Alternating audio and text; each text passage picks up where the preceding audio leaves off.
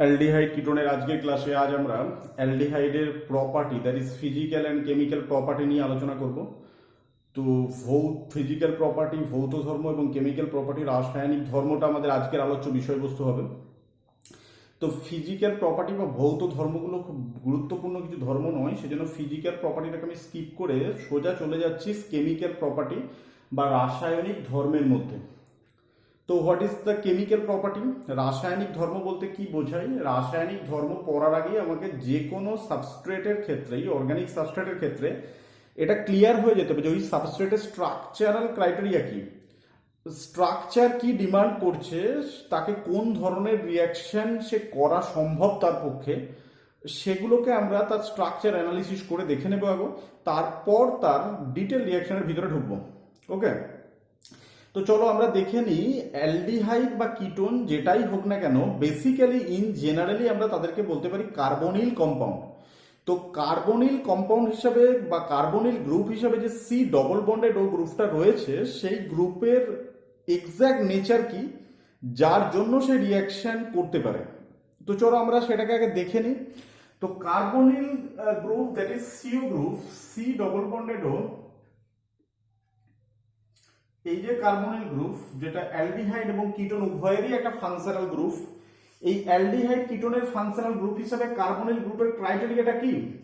তা কার্বনিল গ্রুপে সিও, এই যে কার্বনিল কার্বনটা রয়েছে, সেই কার্বনের সাথে অক্সিজেন যে ডবল বন্ডের দ্বারা যুক্ত রয়েছে এবং অক্সিজেনের ইলেকট্রোনেগেটিভিটি কার্বনের থেকে বেশি হওয়ার কারণে এই কার্বনিল কার্বনের ক্ষেত্রে এই ইলেকট্রন ডেনসিটি শিফট হয়ে যায় towards carbon two oxygen.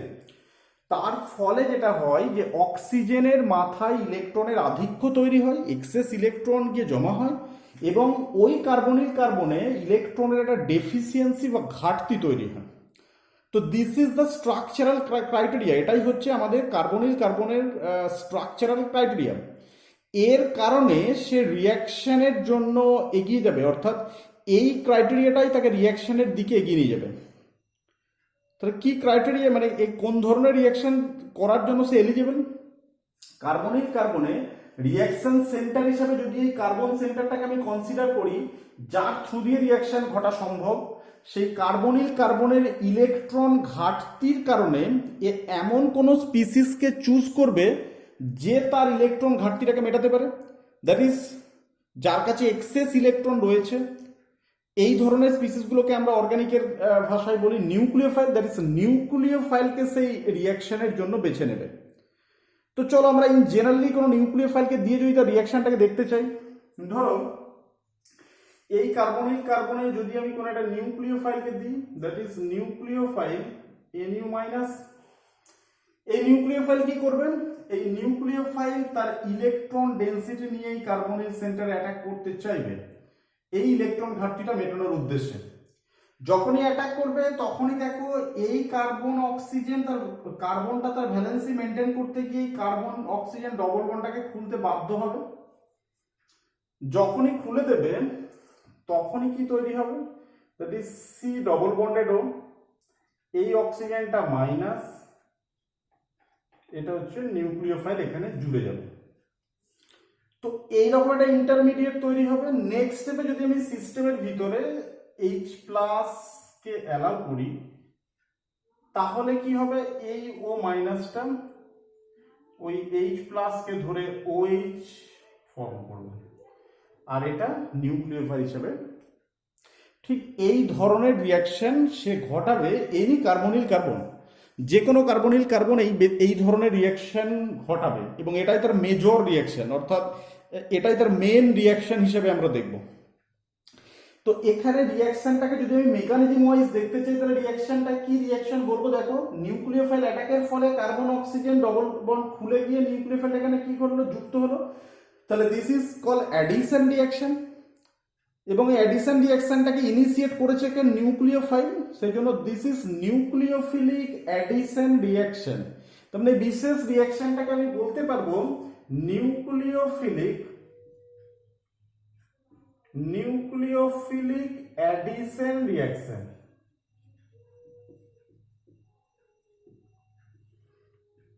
Nucleophilic addition reaction mechanism, এই থ্রু দিয়ে গিয়ে ফাইনালি এই রিয়াকশনটা সে করছে। তো এটাই যদি কার্বনিল কার্বনের জেনারেল রিয়াকশন হয়, তাহলে নিউক্লিওফিলিক অ্যাডিশন রিয়াকশনের ক্ষেত্রে তার রিয়াকশনটা বেসিক্যালি এই জেনারেল ওয়েতে ঘটে যাবে এবং এই দুটো স্টেপের থ্রু দিয়েই রিয়াকশন ঘটাবে।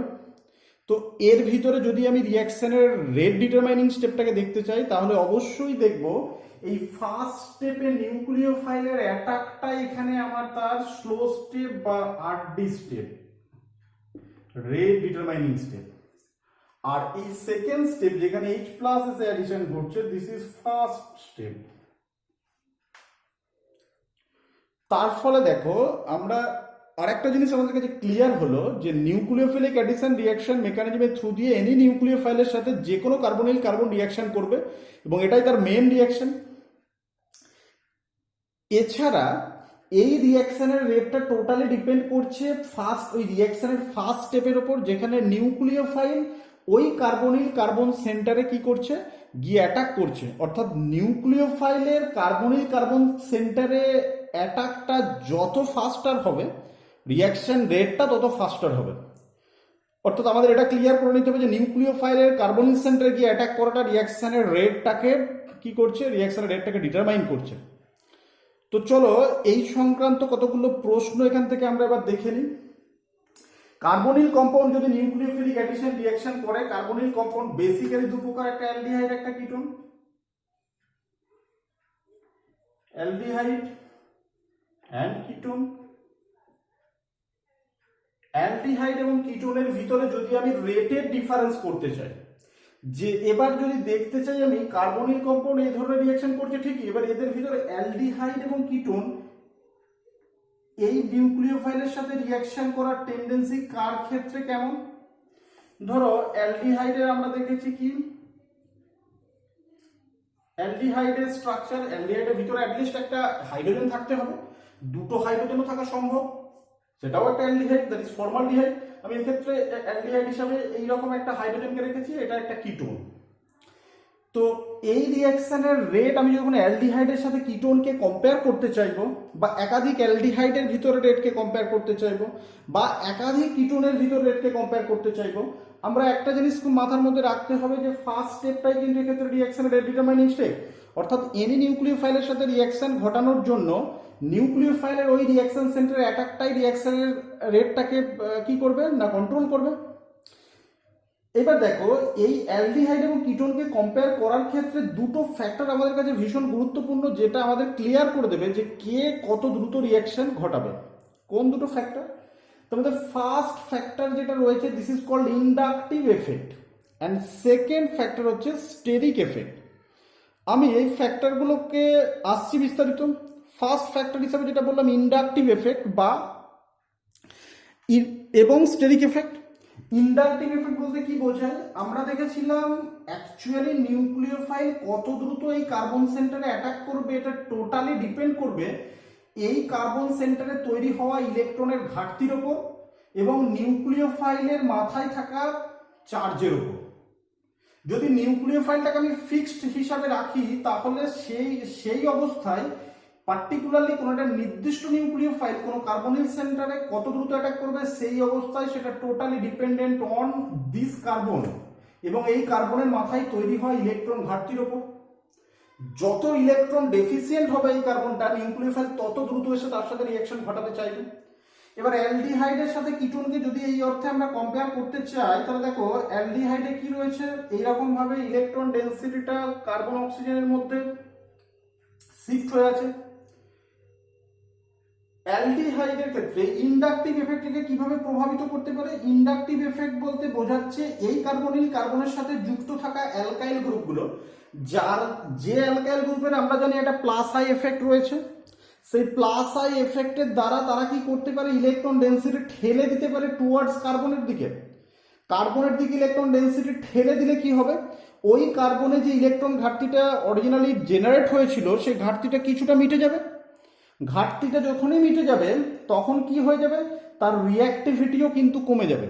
অর্থাৎ ইন্ডাকটিভ এফেক্ট আমাকে বলছে যত বেশি সংখ্যক অ্যালকাইল গ্রুপ সিস্টেমে থাকবে তত বেশি পরিমাণ ইলেকট্রন ডেন্সিটি ওই ইলেকট্রন ডেফিসিয়েন্ট কার্বনের দিকে শিফট হবে, তার ফলে তার ইলেকট্রন ঘাটতি তত কম হবে, নিউক্লিওফাইল তত স্লোলি সেই কার্বনে গিয়ে অ্যাটাক করবে, রিয়াকশন তত স্লো হবে। এবার ইন জেনারেলি যদি আমি অ্যালডিহাইডের সাথে কিটোনের কম্পেয়ার করি তাহলে দেখবো অ্যালডিহাইডে অ্যাটলিস্ট একটা হাইড্রোজেন থাকতেই হবে, একটা অ্যালকাইল গ্রুপ থাকতে পারে, কিন্তু কিটোনের ক্ষেত্রে দুটোই অ্যালকাইল গ্রুপ থাকতে হবে। তাহলে দুটো অ্যালকাইল গ্রুপের প্লাস আই এফেক্ট এর জন্য কার্যকরী, এর জন্য একটা অ্যালকাইল গ্রুপের প্লাস আই এফেক্ট কার্যকরী। তার ফলে কিটোনে দুটো অ্যালকাইল গ্রুপ তার যে প্লাস আই এফেক্টের দ্বারা যে পরিমাণ ইলেকট্রন ডেন্সিটি ঠেলে দেবে, এই ঠেলার ফলে এই কার্বনে তৈরি হওয়া ইলেকট্রন ডেফিসিয়েন্সি অনেকখানি মিটে যাবে। তার ফলে কার্বনের মাথায় ইলেকট্রন ডেফিসিয়েন্সি অ্যালডিহাইড এবং কিটোনের ভিতর যদি আমি কম্পেয়ার করি, কিটোনের ক্ষেত্রে কম হবে দেন অ্যালডিহাইড। তার ফলে নিউক্লিওফাইলও কিন্তু স্লোলি কিটোনে অ্যাটাক করবে দেন অ্যালডিহাইড, অর্থাৎ এনি অ্যালডিহাইডের সাথে কিটোনের কম্পেয়ার যদি আমরা করতে চাই, aldehyde is much more faster রেটে রিয়াকশন ঘটাবে than ketone. Clear? Next second point, second আরো একটা ফ্যাক্টর অ্যালডিহাইডের সাথে কিটোনের এই রেটটাকে প্রভাবিত করতে পারে, this is called steric factor. স্টেরিকটার সাথে আমরা আগেই পরিচিত, স্টেরিক ফ্যাক্টর মানে হচ্ছে স্থানাভাবজনিত কারণ। স্থানাভাবজনিত কারণ মানে অ্যাকচুয়ালি এই কার্বনিল কার্বন সেন্টারে নিউক্লিওফাইল আসছে অ্যাটাকের জন্য, নিউক্লিওফাইল রিঅ্যাকশন সেন্টারে অ্যাটাক করতে আসছে, এখানেও নিউক্লিওফাইলটা রিঅ্যাকশন সেন্টারে অ্যাটাক করতে আসছে। স্টেরিক ফ্যাক্টর বলছে নিউক্লিওফাইলকে এই রিঅ্যাকশন সেন্টারে ঢুকতে গেলে সর্বোচ্চ বাধার সম্মুখীন ডিউ টু স্টেরিক কন্ডিশন কার ক্ষেত্রে আমরা দেখব। দেখো কিটোনের ক্ষেত্রে এরকম দুটোই অ্যালকাইল গ্রুপ, তার একটা নির্দিষ্ট আকার রয়েছে, তার ফলে নিউক্লিওফাইল যখন আসতে চাইছে এই অ্যালকাইল গ্রুপের দ্বারা স্থানাভাবজনিত একটা প্রবলেম সে ফেস করবে এই রিঅ্যাকশন সেন্টারে ঢোকার ক্ষেত্রে। কিন্তু এনি অ্যালডিহাইড, যে কোনো অ্যালডিহাইডের ক্ষেত্রে অ্যাটলিস্ট একটা হাইড্রোজেন একটা অ্যালকাইল গ্রুপ, তার মানে ওইখানে ওই পার্টিকুলার কার্বন সেন্টারের যদি তুমি স্টেরিক কন্ডিশনটাকে কনসিডার করো, this is less sterically crowded compare to ketone. তার ফলে অ্যালডিহাইডে নিউক্লিওফাইলের অ্যাটাক করতে যাওয়াটা অনেকটা ইজি কম্পেয়ার টু কিটোন। কেন? Due to steric crowded. তো এই সেকেন্ড পয়েন্টের দ্বারাও কিন্তু এটা এস্টাবলিশড হলো যে aldehyde is much more ফাস্টার reaction করবে দেন কিটোন। ক্লিয়ার? এবার আমরা অ্যালডিহাইড এবং কিটোনের ভিতরে কম্পেয়ার করব, অর্থাৎ একাধিক অ্যালডিহাইডের ভিতরে কে দ্রুত রিঅ্যাকশন করবে, একাধিক কিটোনকে যদি আমরা দেখি তার মধ্যে কে দ্রুত রিঅ্যাকশন করবে। তো চলো নেক্সট যে পয়েন্টে আমরা আসতে চাইছি, অ্যালডিহাইড হিসাবে যাদেরকে আমরা নিয়েছি সেই অ্যালডিহাইডগুলোর ভিতরে একাধিক অ্যালডিহাইড হতে পারে। যেমন আমি এখানে অ্যালডিহাইড হিসাবে কাকে কাকে নিতে পারি, formaldehyde, HC double bonded OH, acetaldehyde একটা aldehyde, that is CH3C double bonded OH। তাহলে পরীক্ষায় প্রশ্ন করবে যে ফর্মালডিহাইড এবং অ্যাসিটালডিহাইডের ভিতরে নিউক্লিওফিলিক অ্যাডিশন রিঅ্যাকশনের প্রতি কে বেশি অ্যাক্টিভ। তাহলে দেখো এই যে দুটো পয়েন্টকে আমি বললাম সেই দুটো পয়েন্টকে যদি মার্চ করি তাহলে এখান থেকে আমার দাঁড়ালো কি, এখানে অ্যাসিটালডিহাইড একটা অ্যালকাইল গ্রুপ রয়েছে, তার প্লাস আই এফেক্ট রয়েছে, ইলেকট্রন ডেন্সিটি ঠেলে দিচ্ছে, এখানে ইলেকট্রন ঘাটতিটা কমে যাচ্ছে, এখানে এই ঘটনা ঘটছে না। তার মানে এই দুটো কার্বনিল কার্বনের ভিতরে এই কার্বনটা much more electron deficient compare to এটা। সেকেন্ড, তার ফলে নিউক্লিওফাইলের এই জায়গায় ছুটে যাওয়াটা এর থেকে দ্রুত হবে। সেকেন্ড পয়েন্ট দেখো এখানে CH3 গ্রুপ রয়েছে, স্টেরিক্যালি ক্রাউডেড একটা গ্রুপ, কিন্তু এখানে দুটোই ছোট ছোট হাইড্রোজেন, তাহলে নিউক্লিওফাইল এই রিঅ্যাকশন সেন্টারে ঢুকতে যাওয়াটা অনেকটা ইজি কম্পেয়ার টু এটা। তার মানে এই দুটো অ্যালডিহাইডের ভিতরে যদি আমি কম্পেয়ার করি তাহলে দেখো ফর্মালডিহাইড অনেক দ্রুত রেটে অ্যালডিহাইড অ্যাসিটালডিহাইডের থেকে বিক্রিয়া করতে পারে নিউক্লিওফাইলের সাথে। আবার যখন আমরা একাধিক কিটোনকে কম্পেয়ার করব, যখন একাধিক কিটোনকে কম্পেয়ার করবো সেক্ষেত্রে মেন ফ্যাক্টরই হয়ে যাবে কি, স্টেরিক ফ্যাক্টরটা মেন ফ্যাক্টর। যদি আমি এরকম কিটোনকে দেখি, দেখো CH3 COCH3। এই কিটোনের সাথে যখন আমি কম্পেয়ার করতে চাইবো CH3CO C2H5, এই কিটোনের সাথে যখন আমি কম্পেয়ার করতে চাইবো C2H5 C2H5, কি করেছি আমি না সবগুলোই কিটোন, কিন্তু এখানে কি কিটোনের অ্যালকাইল গ্রুপটা সাইজটা CH3 তুলনায় C2H5 অনেকখানি বড়। CH3 যদি এটা হয় তাহলে C2H5 হচ্ছে এটা, দুটো CH3 হচ্ছে এটা, দুটো C2H5 হচ্ছে এটা। তার ফলে দেখো এখানে মেন ফ্যাক্টর হচ্ছে স্টেরিক ফ্যাক্টর। নিউক্লিওফাইলের এই রিঅ্যাকশন সেন্টারে এসে ঢোকাটা কার ক্ষেত্রে সব থেকে ইজি না যখন সাইজগুলো ছোট থাকবে কম্পেয়ার টু যখন সাইজটা বড় হবে। এখানে আমি আরো বড় গ্রুপ ক্যাড করাতে পারি, জাস্ট তিনটে এক্সাম্পলতে দেখিয়েছি। তার ফলে এই তিনটে কিটোনের ভিতর যখন আমরা কম্পেয়ার করব, এই তিনটে কিটোনের ভিতর রেট আমরা দেখতে পাবো কি এটা is much more ফাস্টার compare to এটা। তাহলে এইভাবে এখান থেকে একটা প্রশ্নের জায়গা আমাদের থেকেই যে গেল যে অ্যালডিহাইড কিটোনের ভিতরে নিউক্লিওফিলিক অ্যাডিশন রিঅ্যাকশনের রেটকে আমরা কিভাবে কম্পেয়ার করব এবং সঠিক অর্ডারটা কিভাবে বার করব। তো নেক্সট আমরা চলে যাচ্ছি কিটোনের ক্ষেত্রেই অ্যালিফ্যাটিক কিটোনের সাথে অ্যারোমেটিক কিটোনের নিউক্লিওফিলিক অ্যাডিশন রিঅ্যাকশনের রেটটাকে। তো এটাও মাঝে মাঝে দিতে পারে যে অ্যালিফ্যাটিক এবং অ্যারোমেটিক এই কিটোনগুলো নিউক্লিওফিলিক অ্যাডিশন রিঅ্যাকশনের জন্য তার অর্ডারটা রেটটা ঠিক এক্স্যাক্টলি কিরকম। ধরো একটা aliphatic ketone that is CH3 COCH3, এর সাথে যদি আমরা কম্পেয়ার করতে যাই C6H5 COCH3, this is aliphatic ketone, this is aromatic ketone। দুটোর মধ্যে তফাৎ কোথায়? এই ফ্যাক্টরগুলোই তো এখানে তফাৎ করবে, এছাড়া অন্য কোনো ব্যাপার তো নেই। যে মেন পয়েন্ট দুটো কার্বনিল কার্বনে ইলেকট্রন ডেফিসিয়েন্সি কমিয়ে দেওয়া এবং স্টেরিক ক্রাউডিং এর কারণ, এই দুটোই যদি মেন কারণ হয় তাহলে অ্যারোমেটিক অ্যালডিহাইড সিস্টেমে যে ঘটনাটা ঘটবে এই কিটোন সিস্টেমে সেটা হচ্ছে অ্যারোমেটিক রিংয়ে থাকা এই যে পাই ইলেকট্রনগুলো সেটা রেজোনেন্সের ফলে এই কার্বন বন্ডের মধ্যে সে রেজোনেন্সে পার্টিসিপেট করে যেতে পারে। তার ফলে কি হতে পারে এই কার্বনের যে পরিমাণ ইলেকট্রন ঘাটতি তৈরি হয়েছিল সেই ইলেকট্রন ঘাটতির ম্যাক্সিমামটা কিন্তু এখান থেকে মিটে যেতে পারে। তার কারণ আমরা জানি ইন্ডাকটিভ এফেক্টের তুলনায় রেজোনেন্স হচ্ছে মাচ মোর বিগার এফেক্ট দিতে পারে, অর্থাৎ অনেকখানি ইলেকট্রন ডেন্সিটি সে রেজোনেন্সের থ্রু দিয়ে ঠেলে দিতে পারে। তার ফলে ওখানে ইলেকট্রন ঘাটতি অনেকখানি মিটে যেতে পারে। মিটে যাওয়ার কারণে ওই কার্বনে ইলেকট্রন ডেফিসিয়েন্সি সব থেকে কম হয়ে যাবে এবং আমরা দেখব অ্যারোমেটিক এই ketone system is much more slower রেটে রিঅ্যাকশন করবে দেন অ্যালিফ্যাটিক এই কিটোন সিস্টেমের তুলনায়। ক্লিয়ার? তো আমরা মোটামুটিভাবে রেটগুলোকে কম্পেয়ার করলাম। এবার আমরা চলে আসবো যে নিউক্লিওফিলিক অ্যাডিশন রিঅ্যাকশনের এক্সাম্পলের ভিতরে, অর্থাৎ বিভিন্ন ধরনের তার মানে অ্যালডিহাইড বা কিটোন যাই হোক না কেন তার মেন রিঅ্যাকশন যদি নিউক্লিওফিলিক অ্যাডিশন হয় তাহলে আমি রিএজেন্ট হিসাবে নিউক্লিওফাইলটাকে সঠিকভাবে যদি আইডেন্টিফাই করতে পারি তাহলে রিঅ্যাকশন করার মধ্যে কোনো বাহুল্য নেই। আমরা রিঅ্যাকশন জেনারেল ওই মেকানিজমের থ্রু দিয়েই ঘটবে। তো চলো এটা দেখে নেওয়া যাক।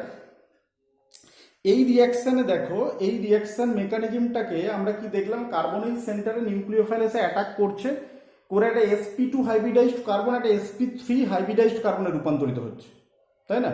কার্বনের হাইব্রিডাইজেশনটাও কিন্তু এখানে চেঞ্জ হয়ে যায় রিঅ্যাকশন মেকানিজমে। সেই জন্য আমরা এই মেকানিজমটাকে অনেক সময় টেট্রাহেড্রাল মেকানিজমও বলা হয়ে থাকে।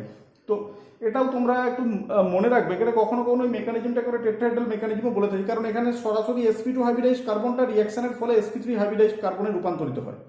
ওকে, তো আমি যেটাতে আসতে চাইছিলাম সেটা হচ্ছে আমরা এবার নিউক্লিওফিলিক অ্যাডিশন রিঅ্যাকশনের মেকানিজমের ভিতরে ঢুকবো।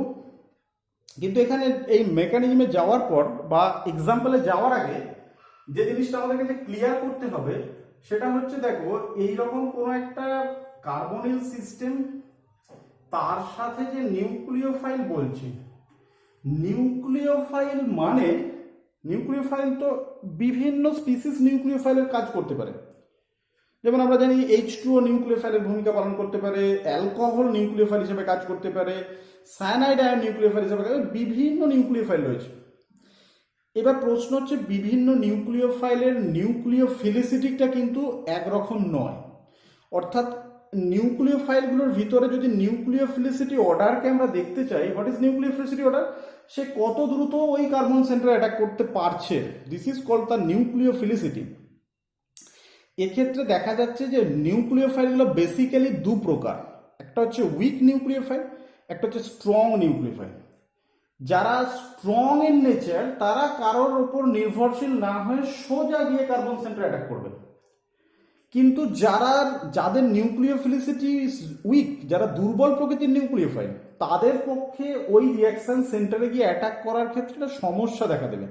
সে নিউক্লিওফাইলসে অ্যাটাক করতে চাইছে, কিন্তু অ্যাটাক করবেও, কিন্তু করতে গিয়ে একটা বিরাট টাইম ল্যাগ ঘটে যাচ্ছে, মানে এই যে প্রসেসের ভিতরে একটা অনেকখানি লেন্দি হয়ে যাচ্ছে। তার মানে যারা অপেক্ষাকৃত দুর্বল নিউক্লিওফাইল, যেমন অ্যালকোহল একটা এই ধরনের নিউক্লিওফাইল, আমরা যদি কোনো অ্যামোনিয়া কম্পাউন্ডগুলোকে দেখি, অ্যামোনিয়া ডেরিভেটিভগুলোকে দেখি, তাহলে তারাও এই ধরনের দুর্বল প্রকৃতির নিউক্লিওফাইল। তাদের এই রিয়াকশানে পার্টিসিপেট করাটা কি হয়ে যাবে, একটা টাইম কনজিউমিং ব্যাপার হয়ে যাবে, খুব লেন্দি একটা প্রসেস হয়ে যাবে। সেই কারণে আমাদের এখানে আরও একটা জিনিস মাথার মধ্যে রাখতে হবে যে দুর্বল প্রকৃতির নিউক্লিওফাইলগুলোকে আমাকে রিয়াকশান ঘটানোর জন্য রিয়াকশানটাকে অ্যাক্সেলারেট করা প্রয়োজন, বা রিয়াকশানটাকে ক্যাটালাইজড করা প্রয়োজন। এক্ষেত্রে এই রিয়াকশানগুলোকে ক্যাটালিস্টের ভূমিকা পালন করতে পারে যদি আমি রিয়াকশন সেন্টারে এই নিউক্লিওফাইলকে, যে দুর্বল নিউক্লিওফাইলকে বিক্রিয়া করার আগে যদি আমি রিয়াকশন সেন্টারে সামান্য পরিমাণ অ্যাসিডের ট্রেস রাখি, H প্লাসের প্রেজেন্সে কিন্তু এই রিয়াকশনটা, এই দুর্বল নিউক্লিওফাইল হলেও রিয়াকশনটা ফাস্টার হয়ে যেতে পারে। কিভাবে না, যখনই H প্লাস সিস্টেমে থাকবে তখন দেখো এই অক্সিজেনটা সঙ্গে সঙ্গে তার লোন পেয়ার অফ ইলেকট্রন দিয়ে H প্লাসটাকে ধরবে। যখনই ধরবে অক্সিজেনের মাথায় কি তৈরি হবে, একটা পজিটিভ চার্জ তৈরি হবে। সেই পজিটিভ চার্জটাকে মেটানোর জন্য এই বন্ডটা অক্সিজেনের মাথায়, বন্ডেড ইলেকট্রনটা সরে আসবে। তার ফলে এই কার্বন আর এই অক্সিজেন, এদের ভিতর কি তৈরি হবে, এই OH প্লাস। টোটাল ইলেকট্রনটা তখন শিফট হয়ে এই কার্বনটাকে ইলেকট্রন ডেফিসিয়েন্ট করে তুলল। ক্লিয়ার? যদি এটা করে দেয় তখন দেখো কার্বনের মাথায় ইলেকট্রন ডেফিসিয়েন্সিটাকে সে আরো বাড়িয়ে তুললে তখন নিউক্লিওফাইলটা দুর্বল প্রকৃতির হলেও তার পক্ষে দুর্বল থাকা সম্ভব নয়, তার কারণ এর ইলেকট্রন ঘাটতিটা অনেকখানি বেড়ে গেছে। এই নিউক্লিওফাইল তখন বাধ্য হয়ে তার উইক নেচারটাকে কাটিয়ে তুলে রিয়াকশন করতে বাধ্য হবে। তার ফলে এখান থেকে আমরা ফাইনালি OH নিউক্লিওফাইল এইরকম একটা প্রোডাক্ট পাবো খুব সহজে। তবে আমি বলতে চাইছি, যেটা বলতে চাইলাম সেটা হচ্ছে শুধু নিউক্লিওফাইল দেখলেই হবে না, নিউক্লিওফাইলগুলোকে আমাকে তার নিউক্লিওফিলিসিটিগুলো কম্পেয়ার করতে হবে, করে কার ক্ষেত্রে ক্যাটালিস্টের প্রয়োজন, কার ক্ষেত্রে ক্যাটালিস্ট ছাড়াই রিয়াকশন করতে পারে সেগুলোকে দেখে রিয়াকশন করাতে হবে। ক্লিয়ার? তো চলো আমরা একদম প্রথমে দেখলাম কার্বনিল কার্বনের যে মেন রিয়াকশন, সেই রিয়াকশনটা হচ্ছে এটা। এছাড়া কার্বনিল কার্বন যুক্ত any compound, that is aldehyde এবং কিটোন, কি ধরনের রিয়াকশন করতে পারে আমরা একটু চোখ বুলিয়ে নেওয়ার পর রিয়াকশনের ভিতরে, নিউক্লিওফিলিক অ্যাডিশন রিয়াকশনের ভিতরে ডিটেল আসবো। ওকে, বেসিক্যালি যে কোনো সাবস্ট্রেটে রিয়াকশন করার যদি প্রকৃতিটাকে আমি দেখি তাহলে কি দেখব, তার স্ট্রাকচারাল ক্রাইটেরিয়ার কারণে যে রিয়াকশনগুলো সে